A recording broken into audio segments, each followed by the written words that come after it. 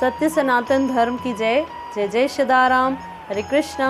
आज की तारीख 11 अगस्त 2023 और कल 12 अगस्त 2023 परमा एकादशी, हरि वल्लभा एकादशी, कमला एकादशी की पावन पवित्र तिथि है। तो अधिक मास के कृष्ण पक्ष में आने वाली एकादशी का नाम है परमा एकादशी। अब वैसे तो एकादशी कल है, तो आप सोच रहे होंगे कि आज क्यों व्रत की कथा सुने, क्योंकि जब आप इसकी व्रत की महिमा का श्रवण करेंगे तभी तो कल आप परम एकादशी रखेंगे ना। तो आइए पहले इस परम एकादशी की महिमा को जानते हैं, समझते हैं। एक बार महाराज युधिष्ठिर ने भगवान श्री कृष्ण से पूछा कि हे भगवान, अधिक मास में कृष्ण पक्ष में आने वाली एकादशी का नाम क्या है और इस एकादशी व्रत से किसको लाभ हुआ है, किसका उद्धार हुआ है, उस व्रत की कथा भी आप हमें बताएं।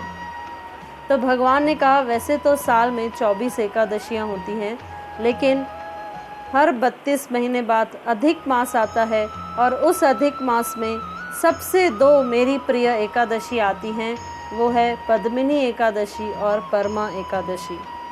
तो कृष्ण पक्ष में जो एकादशी आती है उसका नाम है परमा एकादशी। तो भगवान कह रहे हैं कि एक बार काम्पिल्य नगर में सुमेध नामक बड़े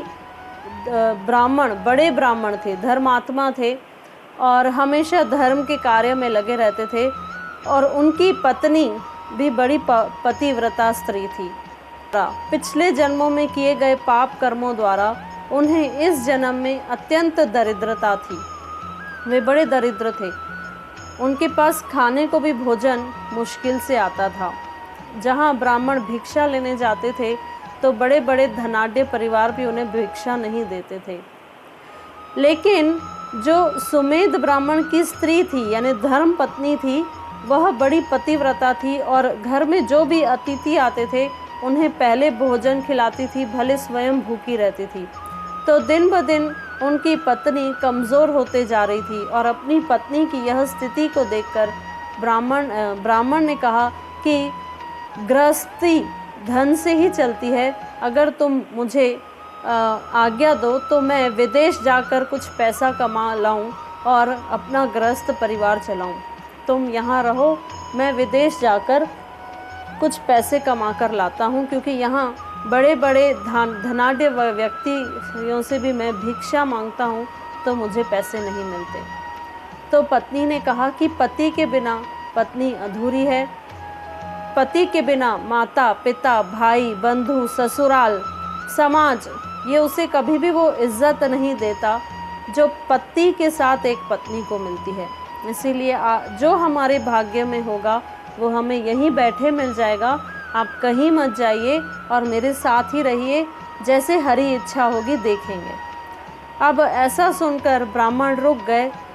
कुछ दिन बाद बड़े ऋषि कौंडिन्य ऋषि वहाँ आए और दोनों पति पत्नी उनका दर्शन करके अपने आप को धन्य समझने लगे और उन्होंने बड़े ही आदर सत्कार से उनका अपने घर में स्वागत किया, उन्हें भोजन कराया और उनकी पत्नी कहने लगी कि आपके दर्शन करके मुझे ऐसे लगता है कि मेरी दरिद्रता अब जल्द ही शीघ्र ही दूर हो जाएगी, तो आप मुझे ऐसा व्रत बताइए जिसे करने पर हमारी दरिद्रता दूर हो।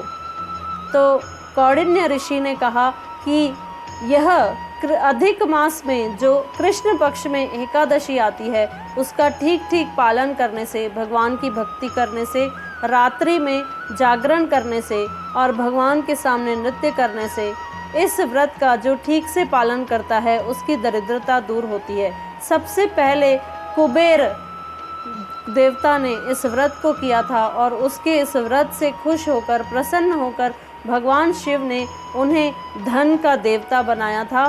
तो उसके बाद हरिश्चंद्र राजा, उन्होंने भी इस व्रत को करके अपने पत्नी संतान और अपने राज्य को पुनः प्राप्त किया था। और इस व्रत की बड़ी महिमा है। इस व्रत में हमें हो सके तो निर्जल रहना चाहिए, नहीं तो अल्पाहार करके यानी कम से कम खाकर हमें भगवान का भजन करना चाहिए। उसके बाद उन्होंने ऋषि ने ब्राह्मण को और उनकी पत्नी को पंचरात्रि का भी व्रत की महिमा बताई कि एकादशी से लेकर 5 दिन तक जो निर्जल रहता है या कम से कम भोजन ग्रहण करता है तो उसे भगवान का वैकुंठ धाम मिलता है। लेकिन हम ये नहीं कह रहे कि आप 5 दिन निर्जल रहिए, नहीं, आप सिर्फ इतना कीजिए कि आप इस परम एकादशी के दिन अन्न ग्रहण मत कीजिए, अन्न चावल दाल ये न खाइए। फलल खा के ही आप भले व्रत कीजिए, भले निर्जल नहीं हो रहा, सिर्फ लिक्विड्स पे हम नहीं रह पा रहे हैं तो फल भी खा सकते हैं और साबूदाना आलू वगैरह भी खा सकते हैं, लेकिन अन्न चावल यानी गेहूँ चावल और दाल इसे ग्रहण मत कीजिए, क्योंकि ये एकादशी बार बार नहीं आती, हर साल नहीं आती। अब ये एकादशी 3 साल बाद आएगी और हमारी ज़िंदगी का कोई भरोसा नहीं है। और अगर हमें ये मौका मिला है कि हम इस एकादशी का व्रत का पालन करके अगर हमें भगवान की भक्ति मिलती है, हमें भगवान का धाम मिलता है, तो इससे बड़ा हमें और क्या ही चाहिए। क्यों? क्योंकि जो अनन्य भक्त होते हैं भगवान के, उन्हें केवल भगवान की भक्ति चाहिए, उन्हें कोई भौतिक वस्तु नहीं चाहिए। लेकिन यहाँ पे ब्राह्मण और उनकी पत्नी ने ठीक एकादशी व्रत का पालन किया।